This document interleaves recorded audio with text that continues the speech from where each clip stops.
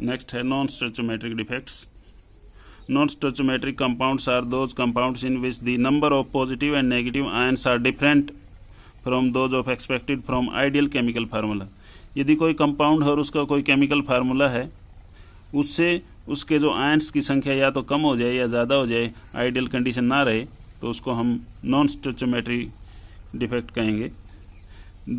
There is either an excess of cation और anion in the crystal. किसी भी crystal के अंदर या तो कैटायन ज़्यादा हो जाए या एनायन ज़्यादा हो जाए। However the crystal on the whole is electrically neutral. लेकिन जो क्रिस्टल है पूरा का पूरा इलेक्ट्रिकली न्यूट्रल रहे, कैटायन और एनायन की संख्या एक दूसरे को न्यूट्रल करें। Such defect are called non stoichiometric defects. इस तरह के जो डिफेक्ट हैं उनको हम कहेंगे non stoichiometric defect. It is of two types, metal excess and metal deficiency defects. तो वन बाय वन हम पढ़ेंगे। सबसे पहले metal excess defect. It is also of two types, due to anion vacancy और due to extra cation at interstitial sites. तो metal excess दो तरह का होगा, एक due to anion vacancy, anion की यदि वैकेंसी हो जाए क्रिस्टल लैटिस के अंदर, मतलब एनायन अपनी जगह को छोड़ के निकल जाए, और ये भी कह सकते हैं due to cation, extra cation at interstitial sites. तो मेटल एक्सेस डिफेक्ट्स में कैटायन की संख्या ज़्यादा होती है, यदि एनायन निकल जाएंगे तो भी कैटायन की संख्या बढ़ जाएगी। और दूसरा टाइप है यदि कैटायन ज़्यादा आ जाए इंटरस्टिशियल साइड में तो भी कैटायन की संख्या ज़्यादा हो जाएगी। तो मेटल एक्सेस डिफेक्ट्स में क्या होंगे, कैटायन ज़्यादा होंगे। और कैटायन ज़्यादा हम दो तरह से कर सकते हैं, एक तो एनायन वैकेंसी से और दूसरा एक्स्ट्रा कैटायन डालने से। तो वन बाय वन हम देखेंगे दोनों को। Due to anion vacancy, anion को निकाल दें। Here removal of anion from their lattice site. यहाँ पर हम रिमूवल कर दें कोई भी एनायन को लैटिस साइट में से बाहर निकाल दें। Leaving hole in which the electrons remain entrapped. लेकिन वहाँ से क्या हो जाएगा, जो एनायन है वहाँ से निकल जाएगा क्रिस्टल लैटिस में से, लेकिन जो उसका जो एनायंस के जो इलेक्ट्रॉन थे वो क्रिस्टल के अंदर एनट्रैप्ड रह जाएंगे, बाहर नहीं निकल पाएंगे। So that the crystal on the wall remains electrically neutral. और जो क्रिस्टल है वो पूरा का पूरा क्या रहेगा, इलेक्ट्रिकली न्यूट्रल रहेगा। पॉजिटिव और नेगेटिव आयंस सेम रहेंगे। The electrons entrapped in anion vacancy are called F centre. जो एनायन वैकेंसी जनरेट हुई है एनायन के निकलने के कारण, उस खाली जगह को हम बोलेंगे F centre. From the German word फरबेंजेंटर फॉर कलर सेंटर। ये एक जर्मन वर्ड है जिसका हमने एफ ले लिया और खाली जगह होगी तो इसको हम बोल दिए एब्सेंटर, और कलर सेंटर जिसका मतलब होता है कलर। फॉर एग्जाम्पल, यदि लिथियम क्लोराइड के अंदर से एनायन वैकेंसी हो जाए और इलेक्ट्रॉन रह जाए तो पिंक कलर, KCl में वायलेट, NaCl में येलो। फिगर में दिया हुआ है एन एब्सेंटर इन ए क्रिस्टल सिस्टम। ये कोई क्रिस्टल सिस्टम है, इसमें कैटायन और एनायन थे, हमने देख रहे हैं यहाँ से एनायन चला जाएगा लेकिन उसका इलेक्ट्रॉन उसके अंदर ही रह जाएगा। This is F centre. Due to extra cation at interstitial site. हम मेटल एक्सेस डिफेक्ट्स के अंदर हम कहें यदि एक्स्ट्रा कैटायन आ जाए, in this case of extra cation occupy interstitial sites to maintain electrical neutrality, electron occupy other interstitial sites। यहाँ पर कोई एक्स्ट्रा कैटायन आ जाएगा क्रिस्टल लैटिस के अंदर, इंटरस्टिशियल साइट जो खाली जगह है इसी तरह मेंटेन करनी पड़ेगी हमने। यहाँ पर भी electron neutrality, electrons occupy other interstitial sites, और जो इलेक्ट्रॉन्स हैं वो अदर इंटरस्टिशियल साइट में चले जाएंगे। कुछ एक कैटायन होंगे जो एक इंटरस्टिशियल साइट में आ जाएंगे और जो एनायंस होंगे वो इंटरस्टिशियल साइड में रहेंगे। जैसे कि जिंक ऑक्साइड हमने लिया, गर्म किया, जिंक 2 पॉजिटिव, कैटायन जनरेट हो गया, और कैटायन जनरेट हो गया तो 2 इलेक्ट्रॉन भी जनरेट हो गए। तो इंटरस्टिशियल साइड्स के अंदर zinc 2 positive cation and 2 electrons are present, and due to the excess of zinc in crystal formula zinc 1 + XO। तो ZnO था, लेकिन जैसे ही हमने कहा कि एक्स्ट्रा कैटायन हो गया इसके अंदर Zn2 पॉजिटिव, तो एक एक्स्ट्रा कैटायन हो गया या कितने भी हो गए तो जिंक + XO कह देंगे हम।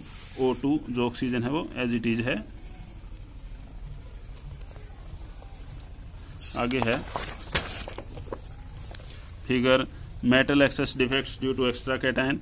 Metal excess defect due to extra cation crystal lattice के अंदर आ गया और इलेक्ट्रॉन भी इसके अंदर रहेगा। दिस इज कॉल्ड कैटायन की प्रेजेंस के कारण, तो हम कहेंगे it is a metal excess defect due to presence of cation, और इलेक्ट्रिकल न्यूट्रलिटी मेंटेन करने के लिए हमने इसके अंदर इलेक्ट्रॉन्स भी इंटरस्टिशियल साइड में है, तो हम कहेंगे this is electrically neutral system. Next है B metal deficiency defect. Metal deficiency defects में हम क्या देखेंगे, मेटल की डिफिशिएंसी हो जाएगी, मीन्स कैटायन की कमी हो जाएगी। Here the deficiency of metal ion from the ideal stoichiometric composition. तो आइडियल जो स्टोइचियोमेट्रिक कंपोजिशन होगी उससे मेटल के अंदर डिफिशिएंसी हो जाएगी। जैसे कि फॉर एग्जांपल FeO है नॉर्मल फाउंड इन कंपोजिशन, लेकिन FeO 0.95O, तो Fe जो 1 थे दोनों, यहाँ पर आयरन थोड़ा सा कम हो जाएगा, 0.95 हो जाएगा 1 से, और ऑक्सीजन सेम रहेगा। तो यहाँ पर डेफिशिएंसी किसके अंदर आई, मेटल के अंदर आई। तो this type of defect are called metal deficiency defects. उसके बाद में नेक्स्ट टाइप है impurity defects. Here the introducing defects in ionic solids is by adding impurity ions having different charge than the ion already present in solid। हम कोई क्रिस्टलाइटिक system लेंगे, उसके अंदर कुछ है हम इम्प्योरिटी ऐड कर देंगे आयनिक सॉलिड के अंदर। ये जो इम्प्योरिटी होंगी इनके ऊपर डिफरेंट चार्ज होगा। मान लीजिए हमारे पास पहले कोई क्रिस्टल सिस्टम है NaCl, Na प्लस चार्ज है और Cl माइनस चार्ज है, सबके ऊपर एक एक चार्ज है, लेकिन हमने इसके अंदर एक इम्प्योरिटी डाल दी Sr स्ट्रोंशियम 2 पॉजिटिव। इसकी जो चार्ज है वो 1 पॉजिटिव सोडियम से एक ज़्यादा है। तो this types of defects are called impurity defects. Introduction of cation vacancy in NaCl by substituting Na plus ions by Sr2 positive ions. तो यहाँ पर Na पॉजिटिव जो आयन था उसकी जगह पर हमने क्या रख दिया, एक क्रिस्टलाइटिक साइड के अंदर स्ट्रोंशियम 2 पॉजिटिव रख दिया। For example SrCl2 NaCl। तो इस तरह के जो एग्जाम्पल हैं हम कहेंगे impurity defects. If the impurity ions are in different valence state from that of the host ion, vacancy are created. इसके कारण क्या हो जाएगी, वैकेंसी क्रिएट हो जाएगी, क्योंकि एक कैटायन के लिए एक आयन चाहिए था, लेकिन यहाँ पर 2 प्लस चार्ज आ गया। तो 2 प्लस चार्ज आने के लिए यहाँ पर 2 माइनस चार्ज चाहिए। तो यहाँ पर देखो क्या हो जाएगा कि एक जो 2 कैटायन थे वो उनकी जगह किसने ले ली, स्ट्रोंशियम 2 पॉजिटिव ने। तो यहाँ पे Na प्लस था, यहाँ पर भी Na प्लस था, तो 2 प्लस चार्ज यहाँ से हमने कम करने हैं, तभी स्ट्रोंशियम 2 पॉजिटिव आएगा। तो एक यहाँ से कम कर दिया और एक यहाँ से कम कर दिया, तो इसके अंदर वैकेंसी होगी, होल जनरेट हो गया। This vacancy are created in the impurity defects. For example addition of CdCl2 to AgCl and strontium Cl2 to NaCl। तो ये जो कैडमियम क्लोराइड और स्ट्रोंशियम क्लोराइड यदि हम AgCl और NaCl के अंदर डालेंगे तो यहाँ पर वैकेंसी जनरेट हो जाएगी इम्प्योरिटी के कारण। उसके बाद में है प्रॉपर्टी ऑफ सॉलिड्स। सॉलिड्स की क्या क्या प्रॉपर्टी हो सकती हैं, electrical property of solid, conduction of electricity in semiconductor, magnetic property of solid, dielectric property of solid. सारी प्रॉपर्टी हम देखेंगे आगे। फर्स्ट है electrical properties of solids. Electrical property of solids में हम देखेंगे इनके इलेक्ट्रिकल प्रॉपर्टी में इनकी कंडक्टिविटी कितनी होती है, 10⁻⁻20 से लेकर 10⁻7 ओम इनवर्स मीटर इनवर्स होगी। क्लासिफिकेशन इन 3 टाइप्स, कंडक्टर, इंसुलेटर, सेमीकंडक्टर्स। जो इलेक्ट्रिकल प्रॉपर्टी हैं सॉलिड की हम 3 तरह से देखते हैं, या तो वो सॉलिड कंडक्टर होंगे, या इंसुलेटर होंगे, या सेमीकंडक्टर होंगे। तो 1 बाय 1 हम देखेंगे कंडक्टर्स क्या होते हैं। The solids which allow electricity current to pass through them are called conductors. Solid वो हैं जो कि इलेक्ट्रिक करंट को अपने अंदर से पास करने देते हैं, और उनको हम क्या कह देते हैं, conductors. Conductivity of solid varies from 10⁴ ohm inverse metre inverse to 10⁻7 ohm inverse metre inverse. तो ये इनकी कंडक्टिविटी है सॉलिड्स की। Metals are good conductor of electricity of the order 10⁻7 ohm. Metal क्या है, गुड कंडक्टर है इलेक्ट्रिसिटी के 10⁻7 ohm inverse metre inverse क्या है, इसकी ऑर्डर है, इस रेंज में पाई जाती है। Electrical conductivity of solid due to the movement of electrons and holes. Electrically conductivity और आयंस, आयनिक कंडक्टिविटी। जो इलेक्ट्रिक कंडक्टिविटी है वो किसके कारण होती है, मूवमेंट ऑफ इलेक्ट्रॉन्स के कारण होती है और होल्स के कारण होते हैं जो क्रिस्टल लैटिस सिस्टम के अंदर होते हैं। होल हैं या वैकेंसी हैं या इलेक्ट्रॉन्स हैं तो वो एक जगह से दूसरी जगह मूव करते हैं और इलेक्ट्रिक कंडक्टिविटी शो करते हैं। और आयंस, यदि आयन मूव करेंगे तो हम उसको कहेंगे आयनिक कंडक्टिविटी। उसके बाद में है टाइप्स ऑफ कंडक्टर्स, कौन कौन से तरह के कंडक्टर्स हो सकते हैं। मेटेलिक कंडक्टर्स भी होते हैं और इलेक्ट्रोलाइटिक कंडक्टर्स भी हो सकते हैं, 2 तरह के होंगे। तो मेटेलिक कंडक्टर्स क्या हैं, those conductors which allowed electric current to pass through them without any chemical change are called metallic conductors. Metallic conductors वो कंडक्टर हैं जो कि conductor which allow the electric current, जो अपने अंदर से इलेक्ट्रिक करंट को अलाउ करेंगे पास होने के लिए through them without any chemical change, उनके अंदर कोई केमिकल चेंज नहीं आएगा मेटल के अंदर, are called metallic conductors. Conductors in these conductor is said to be movement of electron under the influence of electric field. यहाँ पे जो कंडक्टेंस होगी कंडक्टर के अंदर वो किसके कारण होगा, मूवमेंट ऑफ इलेक्ट्रॉन्स के कारण होगे by the influence of electric field, यदि हम उसके अंदर से इलेक्ट्रिक फील्ड पास करेंगे। दूसरा टाइप है electrolytic conductors. Electrolytic conductors which allow the electric current to pass through them accompanied by some chemical change are called electrolytic conductors. Electrolytic conductors वो conductor हैं जो कि करंट को अलाउ तो करेंगे अपने अंदर से, लेकिन by the some chemical change, उनके अंदर भी कुछ केमिकल चेंज होगा।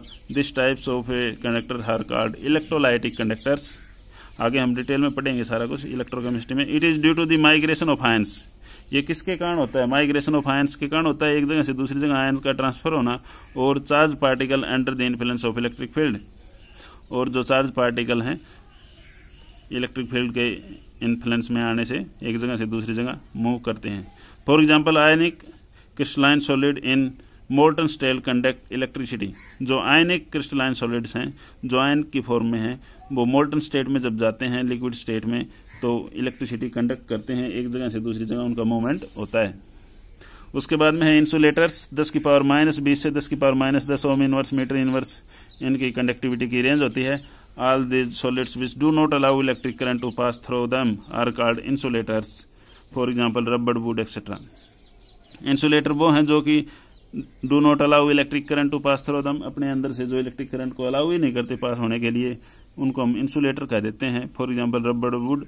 और यदि हम नेक्स्ट देखें थर्ड पॉइंट, सेमीकंडक्टर्स।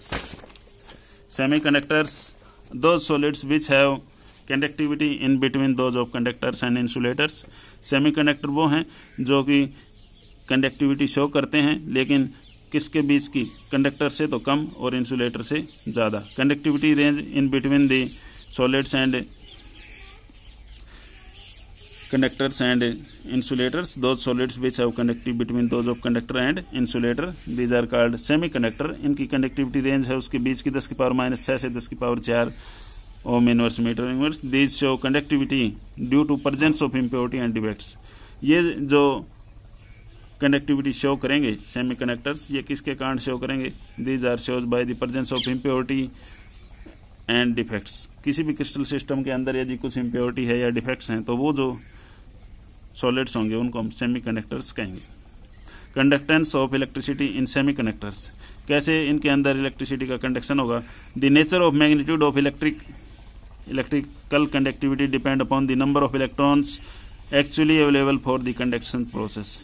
जो नेचर है एंड मैग्नीट्यूड है इलेक्ट्रिकल कंडक्टिविटी का, वो डिपेंड करता है कि कितने number of electron actually available हैं फॉर द कंडक्शन प्रोसेस। तो कंडक्शन प्रोसेस के लिए कितने इलेक्ट्रॉन एक्चुअली प्रेजेंट है किसी भी सेमीकंडक्टर के अंदर, वो उसकी कंडक्टिविटी बताएगा। ये हम जो सारी बातें पढ़ेंगे बैंड थ्योरी के अंदर पढ़ेंगे। बैंड थ्योरी क्या है, अलग अलग बैंड होंगे इसमें, यहाँ पे covalence band, conductance band, valence band, तो इसको हम डिटेल से पढ़ेंगे। Metals has very large number of atoms. कोई metal lattice has very large number of atom, कोई भी मेटल लैटिस है उसके अंदर काफी सारे नंबर ऑफ एटम्स हैं। These atomic orbital of these atoms with same symmetry and same energy overlap to form energy bands. ये जो एटॉमिक ऑर्बिटल हैं of these atoms with same symmetry and same energy, यदि एक प्रकार के जो atomic orbital होंगे जिनकी सिमेट्री सेम होगी और एनर्जी भी सेम होगी, वो आपस में ओवरलैप करेंगे टू फॉर्म एनर्जी बैंड्स। और जब आपस में जब ओवरलैपिंग करेंगे तो एक प्रकार का बैंड सा बनेगा एक प्रकार का लेवल बनेगा एनर्जी का। The atomic orbital by overlapping for molecular orbital which are very close to energy of each other and form a band. इसी तरह एटॉमिक ऑर्बिटल आपस में कंबाइन करके मोलिकुलर ऑर्बिटल बनाएंगे।